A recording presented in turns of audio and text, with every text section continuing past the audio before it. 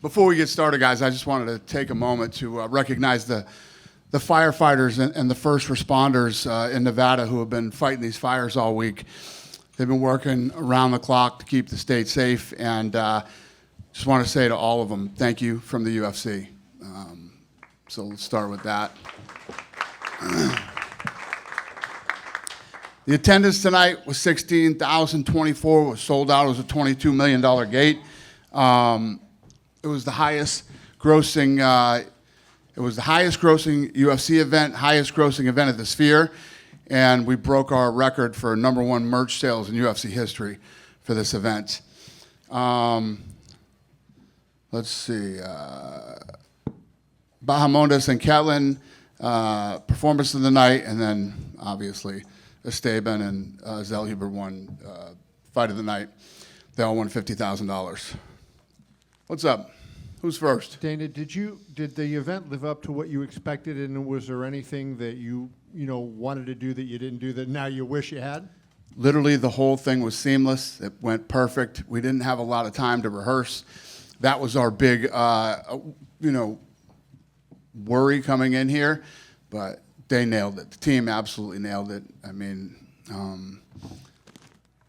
I saw it, like I told you guys before, I saw it first when it was like 50% resolution. Then I was in here the other day for Thursday was our first full rehearsal, and Thursday was our first full rehearsal for that show. So the team killed it. It was absolutely amazing. So does that, given the fact that you said yesterday it would be very profitable, it was an extremely good event tonight, do you change your mind about it being one and done? No. I'm under contract with MGM. So, yeah, I'm under contract. You know, this thing, I told you guys leading up to this, the way that this whole thing played out, tonight was meant to happen. So it happened. We did it. We killed it. And, I have literally been getting blown up by everybody about this event. And I guess we did, the other thing that we accomplished is it translated well onto television, too. I feel like people felt like it was a different experience than they get on a normal Saturday night for a UFC event. Just wanted to get you to comment a little at length about the Zellhuber-Ribovics fight, and especially in the one round when, I think it was the second round, when he looked like he was going out, and for that kid to come back and fight back and land a couple shots at the end. I mean, the balls he showed, and just kind of the heart that he showed in that at the end was incredible. Yeah, I mean that's why that's fight of the night. I mean those guys were literally going toe to toe. Both of them got hurt. Both of them recovered and kept swinging. It was incredible fight. Is that rank up there with Henderson and Shogun and some of the best fights you've seen? Yeah, of course. Yeah, it's one of the best fights I've ever seen. And I want, Valentina's strategy was effective, but it kind of sucked the life out of the room. How disappointing was that to see that fight and sort of just, you could hear a pin drop as they were fighting? You can put on $20 million worth of production, but you can't control the fights. They're going to be what they are. So I cannot let that drive me crazy. And then just your thought on the main event. I mean, it seemed like an odd beginning there with Merab calling timeout, and I guess there was a kiss apparently. Well, no, he didn't call timeout. What happened was Merab and O'Malley's corner were screaming at each other the whole beginning of the fight. They were yelling at each other back and forth, and then Herb Dean stepped in and told them to knock it off. Yeah, and then the kissing in the back and standing up and walking away before the bell, that I have no idea. Merab does some shit. You know what I mean? Yeah. It was weird, but not shocking. His performance was what everybody would have expected. Were you disappointed with Sean? Sean had fire in that last little bit when he was throwing those body kicks, but you didn't seem to see that fire from Sean maybe throughout that you might have expected. I don't disagree with you. He looked flat. He didn't look sharp. He didn't look crisp until the last round. He hurt him with that body shot. He knew he hurt him with the body shot, and he kept going in and trying to finish. But, yeah, I don't agree. I mean, I looked at the punch stats. He's like 6 in a couple of the rounds. So, Do you feel like, I don't know if you can put your finger on why he performed the way he did, but there was so many expectations on him, and this card was built and got so much hype, and then he is the star of the card. Do you think that might have impacted him in any way? You'd have to ask him that. I don't know the answer to that question, but I think that he's one of those kids that lives for moments like this. This is what he's all about. He's that guy. I think that I don't know if he just got in there tonight and fell flat. Some nights it's just is what it is. And then finally, where does this night rank in your greatest nights since you work with UFC? Because given everything you pulled off, and given, except for the last 2 fights, it was an unbelievable night of fights. Where does it rank in your pantheon of great nights? Yeah, it's right up there with COVID. Going through COVID was really tough, challenging, and then this is the same thing. We didn't have enough time to pull this event off. We didn't have enough time to rehearse this event. We spent shitloads of money on the production, and now when I kept telling you guys, I'm in this thing 17 million, I'm in this thing 20 million. You get the 20 million now, right? You saw it tonight. This is as good as the production quality in this building tonight was off the charts, and the thing that made this so told you this was meant to happen, and doing Mexican Independence Day in the Sphere. You're actually telling a story. There's a story to be told rather than just fights. Because if you just do fights on a regular fight night, somebody came up to me and said, "This is so fucking awesome. You got to do 4th of July now for America." But the point is, there's stories to be told, and this was the perfect place to tell Mexican Independence Day story. Last question for me, and I kind of alluded to this at the beginning, but was there anything that the building was technically capable of doing that we didn't do? That was brought up to you that you didn't do? No. Anybody in the haptic seats? Did you feel it tonight? No. It was pretty cool. The seats. We did everything. Everything that, from the audio to the seats to you name it. We did everything that this building's capable of doing, and some things it's not capable of doing. That wasn't set up for. Just to give you guys an idea, think about this. For 30 years. We've had that center hung lighting grid above the octagon, right? And, in that is lighting, cameras, microphones, audio, all that shit in the center. That thing went away. We had to figure out how to make that go away and make it look good on television and make it look good in-house. It took 4 months to do that. It took 4 months to figure that out. And they were still... Did you guys look up and sometimes you'd see the lights shining through? That was the lighting grid that they actually installed, our people installed behind the panels. So then the question is, that's 300 feet. The lighting grid's 40 feet. 300 feet, 40 feet, and you have to have you can't have shadows in the octagon, shadows on their bodies. And it took 4 months just to do that. Just to give you some perspective, because nobody will ever really understand how hard this was. In the front, right here. Was there any medical updates on Irene and Brian? Because you shared those photos of Irene's face was gashed open and Brian's eye was swollen shut. Yeah, they got some stitches. That's about it. But they were transported for, obviously, head and face scans, and I think they're good. I think they came back good. And at the press conference, you told all the fans show up early, show up on time, and it seems almost at capacity for the Raul Rosas fight. Yeah. So Vegas, obviously, you get the trickle-ins for the main cards. Usually, you can count everyone in the stands for the first fight. But were you pleasantly surprised that you were almost at capacity before the first fight even went down? Yeah, listen, that's what this was all about. It was about the Sphere. So. You don't want to show up at 8, you know what I mean? And people were interested. People wanted to see it. People wanted to experience it. So, yeah, it was pretty cool. Did anyone hit you up about all the Easter eggs that you said you... Yeah, no, I don't know. Is Eric in here?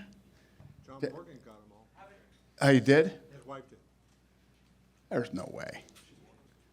He was sitting next to me. He told me they did it. We haven't gone through all the submissions yet. Huh? We haven't gone through all the submissions yet. How many submissions are there? I'll get that for you before the end of this. Give me a ballpark. I have no idea. All right. We have no idea what's going on right now. Dana, to your left. Diego Lopez, if it wasn't for Alex Pereira, Diego Lopez would probably be the fight of the year. Can you talk about his performance tonight against a stud like Brian Ortega? Yeah, so what was fascinating to me was he hurt him, drops him, right out the gates, and then jumps on top of him instead of having him stand back up and trying to finish him. Almost like he wanted to submit him or something, I don't know if that was the case, but I think he made the fight a lot tougher than it had to be for him. And I think a lot of people were sleeping on him because of the Ige fight.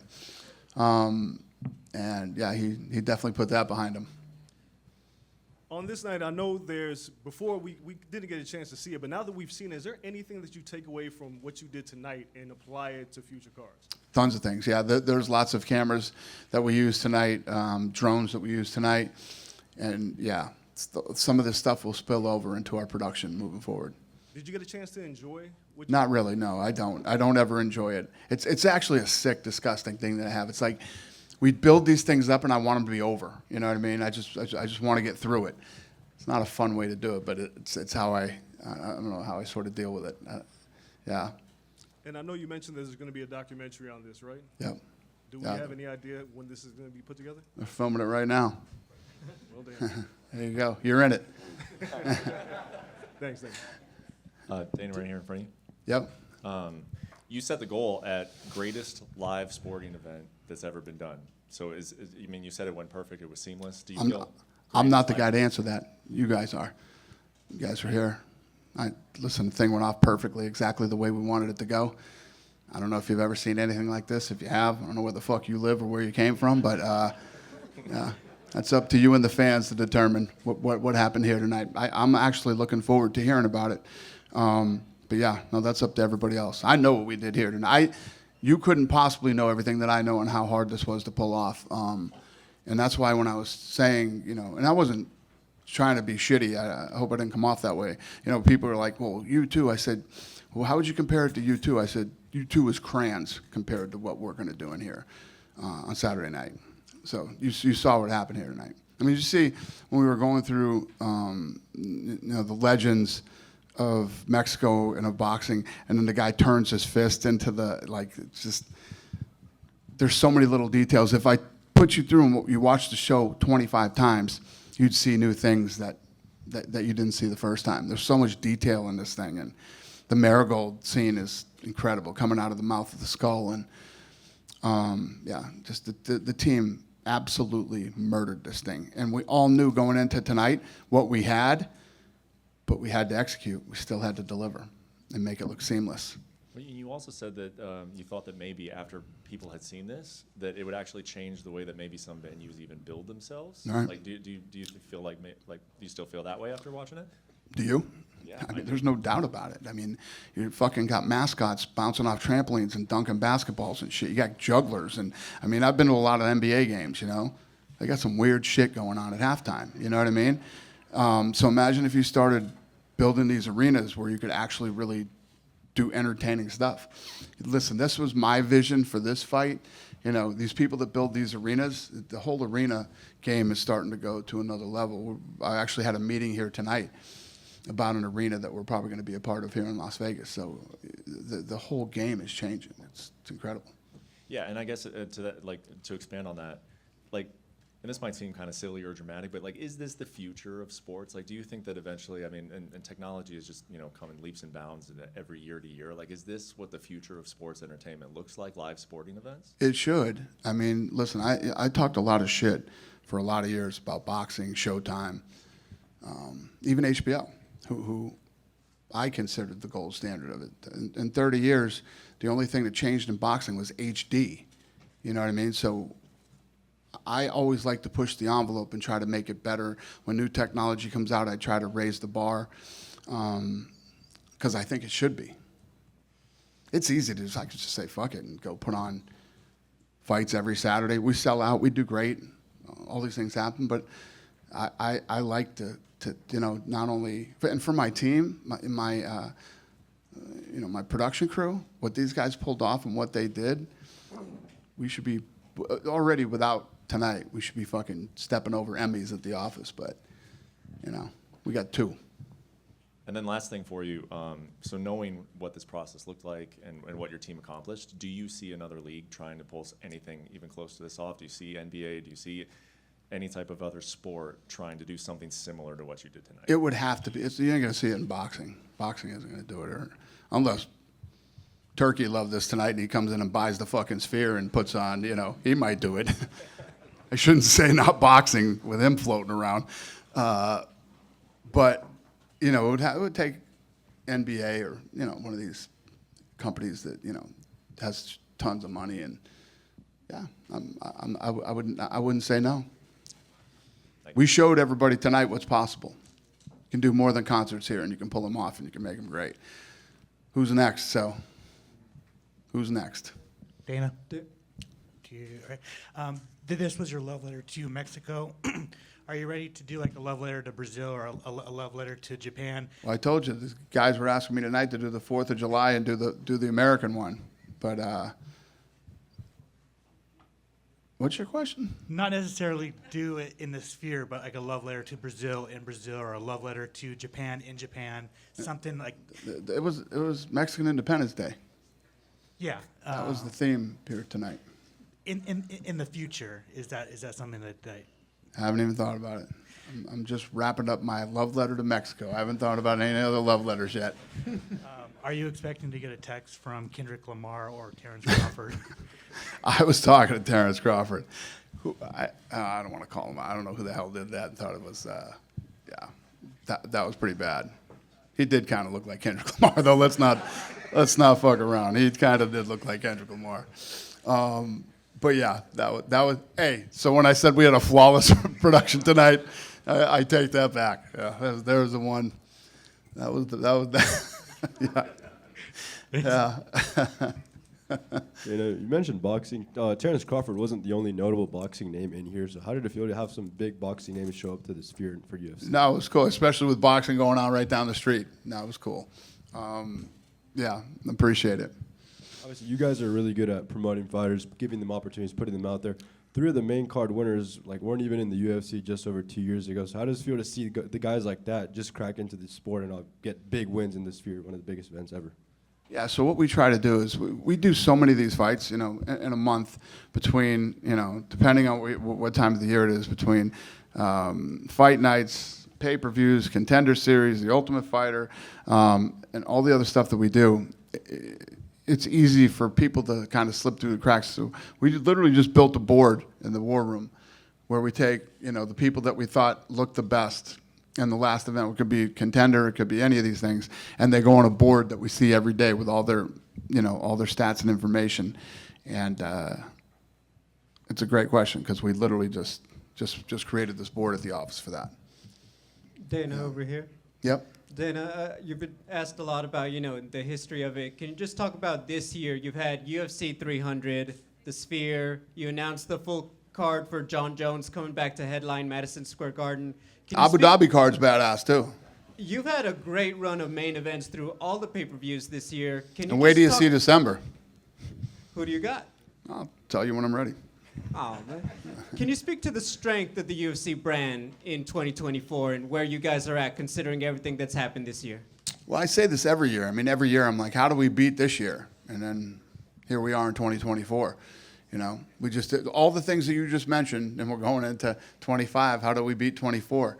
It's just we always figure out a way. We always seem to do it. And the great thing about this business, and I love, and like me wanting to do the Sphere, some things will pop up that you don't understand. Not that you don't, that you didn't expect to happen, and I jump on them when they pop up. I jump on it. So, it's probably a bad example, but at one point I was talking about Elon Musk versus Mark Zuckerberg. So, any crazy shit that pops up in front of me, and I was legit negotiating with the Coliseum in Italy to do that fight, legitimately in negotiations with them, and they don't let anything happen over there. And this was going to be in the actual Coliseum. So, just making a point there that when things pop up, I'm the first guy to jump on it and try to make it happen. So if they said they were going to build an arena on the moon, is Dana White down for UFC Astro? You know I would. You know I would. Finally, when Fight Island happened, you talked about, similar things. The merch went off, the fans just kind of gravitated to the idea, and it just had a life of its own. In as few words as you can, because I know it's a lot, how did the Noche UFC what do you think is it that connected just from the fans to the company that this has just taken off with the life that it has? That's a great question. So I had a bunch of people that would tell me, they'd come up to me all the time and say, I became a fan because I watched The Ultimate Fighter on Spike TV or on Fox. I became a huge fan of the UFC. Then now people come up to me and say, I became a fan during COVID. Literally just met a couple people this weekend. Our fan base grew 69% during COVID. And yes, I think that tonight's event, some people probably tuned in for the first time, and hopefully they turned off before the co-main event, and they're big fans now. Dana, Hi, Dana. can you just talk about Raul's performance in the opening bout? He obviously was a big favorite. He seemed to have the crowd behind him. Wasn't able to get the finish. What did you think of his performance, and what do you envision next for him? Yeah, no, he's a great kid. I actually ran into him outside when he was just getting ready to leave after the fight. And, we'll keep doing what we do with a guy like him. Keep building him and putting him in fights that, hopefully push him and take him to another level, and we see what he can do. But he's a good kid. He's a tough kid. I like him. Hola, Dana, buenas noches. How are you, sir? Todo muy bien. Venimos desde Chile. Perdón. Quiero saber su opinión sobre la pelea de Ignacio Bahamondes para la Televisión Nacional de Chile. Coming from Chile, what your opinion was on the fight from Ignacio Bahamondes for all of Chile to see? Yeah, what do I think of it? Yeah. I think that it was the, he got a performance of the night bonus, so he obviously came out and shined tonight. I think it was a great fight, and I loved it. And I don't know what else to tell you. Ganó el bonus, ganó el performance y lució esta noche, no sé más qué decirte. Perfecto. Dana, se está hablando en Chile, no sé si será real, eres tú la persona para decir si es cierto, que podría llegar pronto una fecha oficial de UFC con una pelea estelar de Ignacio. ¿Es real ese rumor? There's been talk, and I'm not sure if you're the right person to talk about this, but or to talk to about this, but maybe a card in Chile with Ignacio Bahamondes as the headliner. Is that something possible? Is he asking me if I want to do that, or A possibility. or has he heard it was talked about? Dijiste que hablaron acerca de eso. Sí. They have talked about it. Yeah, I would definitely be the guy.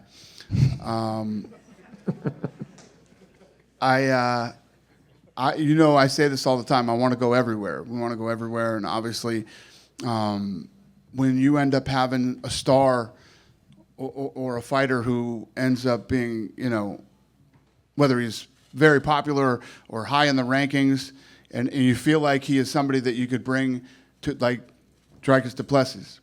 I'm very serious about Africa in 25. We're gonna go there. I'm gonna make this happen, no matter what. Again, here we go. I don't care what it costs, but whatever it takes to get that done, we're gonna go there. And then we want to go to Spain too.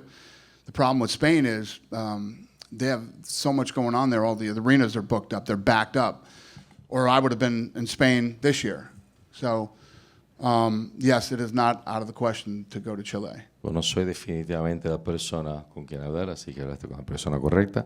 Sí, cuando tenemos una estrella que o es porque es popular, porque está en ascenso, porque está en el ranking, intentamos llevar a esa persona para impulsionar el mercado. Y así como Dricus du Plessis, por ejemplo, es algo que he hablado, no me importa el costo, yo lo voy a pagar, queremos hacerlo en Sudáfrica, queremos hacer una pelea en África, tanto que quería hacerla en España. Lamentablemente, si no fuera por el hecho de que todas las arenas en España están siempre a pleno, ya habría hecho ahora. O sea, sería España ese año. O sea, sí existe la posibilidad. Thank you, sir. Hi, Dana. Por acá también, un Yes, segundo. Para Chile también, el día de ayer La Jaulita, el hermano pequeño de Ignacio, ganó su primer título. ¿Será posible en un futuro tener las dos jaulas dentro de la compañía?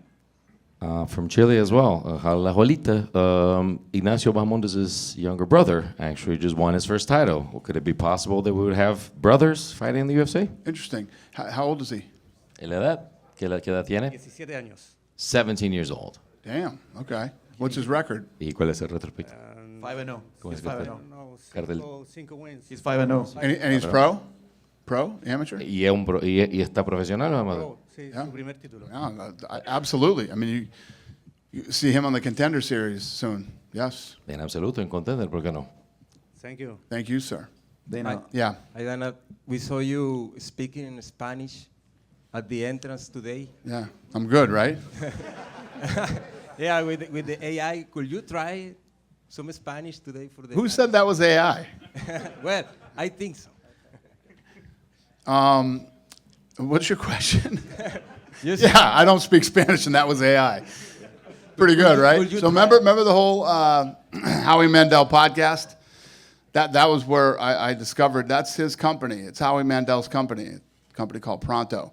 And we've been looking for the opportunity to work with him, and it worked out perfectly for Mexican Independence Day. Because if I was just standing in the box speaking, it wouldn't be as impressive as it was with my Spanish. Yeah, no, it's a very cool thing he's got there, and I don't know what your question is, but I hope I answered it. And how was to compete with the Canelo fight also tonight here in Las Vegas? What do you mean? How was it to compete with it? Well, not compete, but to have a fight for Canelo this day for the. Yeah, but this wasn't about Canelo or Heyman. They're doing their thing. I'm doing my thing. This was the arena guy at MGM. This was between me and him, and we kicked arena guy's ass. So, yeah, I'm good. I don't know if that's what you asked me, but that's the answer. And how important is for you the Latin American audience? What's the question? How important is for you the Latin American audience? The audience, how important for you is the Latin American audience? Well, every audience all over the world is important to me. The whole Latin American thing is more of a personal thing for me because of growing up being a boxing fan, and I could go on for 25 minutes about this, and none of you guys want to hear this shit, but yeah, it's a big deal to me. Yes, sir. Yep, go ahead. Every Diego Lopez fight, he goes and talks to you. What did he ask Yeah, this time? usually he's really nice. Tonight he wasn't nice at all. He was screaming at me, "Give me my title shot! I get the title shot now." Yeah, he was very angry tonight. It wasn't the usual happy-go-lucky, smiling Diego Lopez. He was fucking screaming at me. He was all fired up tonight. He seems like he want to go to Abu Dhabi as a backup fighter. Is that a possibility, or? We'd do anything with that guy. Even though he was screaming at me tonight, I really like him. So, yeah, he could be. And with the trilogy tied now, what would you like for Valentina? Would you like her to fight someone else? Manon was here. I don't know. Tonight, I don't know. You know I don't know tonight. Matchmaking on Tuesday. I'm so fucking tired I can barely even sit in this chair. And by Tuesday, maybe you will be talking about it. Is it going to be in Mexico next year, or Dallas, Arizona, some places you mentioned? Yeah, I think, this week we got to start thinking about where we want to go next year and lock that date in before somebody takes it from me. Texas, Arizona, Mexico. Mexico would obviously make sense. I had a luncheon with all the Mexican media the other day, and they were telling me that in Guadalajara, there's a really nice new arena down there. So, to be honest with you, that's I'm gonna look at that first. It's operated by the same company that runs the Mexico City arena, so Yep, take a look at that. I'll stay till Tuesday and I'll ask you again. Yeah, call me Tuesday. Thank you. Dana, the arena that you mentioned you had a meeting about tonight, which Las Vegas arena proposal is that? There's a lot, right? They're floating around like crazy. This is one that I heard about a week ago. That sounds really amazing, but we will be a big part of that thing if it happens. Has Has it not been talked about yet, or? I don't know I don't know if it's been talked about publicly. I don't know. Also curious, I may have missed it, but was Oscar de la Hoya included in any of the tributes tonight? I did. Yeah, he was in the video. Okay. He was in the video. He's an asshole, but you can't deny what he did. I mean, the guy, you know what I mean? He's a fucking lunatic. But he was a bad boy in his day before he got his fake abs. Yeah, he used to have real abs. For the Jon Jones fight, I wonder what's your level of confidence that that will actually happen? That what will happen? That it will actually happen, given his history. I'm sorry, who was it? Jon Jones. Oh, Jon Jones? Well, Jon Jones is running loose and wild here tonight in Las Vegas, so let's hope we... Hunter, you babysitting him tonight? No? Ryan Garcia. Who is? Oh, they're out tonight. I hope that's not true. Listen, John promised me tonight that he's going to be good while he's in Las Vegas. So, There's just one quick one here. Obviously, the Michael Chandler fight was announced. He's fighting Charles. He was here doing some media with us, and he said he's known about this for 4 weeks. He just kind of kept it secret. He couldn't remember whose idea it was to fight Charles in MSD. Do you remember who presented that idea? Was it Mike that approached you, or did you guys approach Mike to like maybe move on from the Connor? I don't remember either. Dana in the back, Yep. right in the middle here. Yes, ma'am. Last year, Canelo decided to go on September 30th instead of Mexican Independence Day weekend, going head-to-head with UFC. This year, he did go on the same night as UFC. Are you going to keep that date, Mexican Independence Day weekend, and perhaps move it around the world, or stay in Las Vegas? Yeah, no, we just talked about this. We're going to go, I just said Guadalajara. I'm definitely looking at that seriously, and then we could look at Arizona, we could look at Mexico. Yeah. I'm actually happy he went tonight. MGM guaranteed him $25 million on the gate, and you know Canelo did good, so good for him. I'm happy for him. Cool. Thanks a lot, guys. Have a great weekend.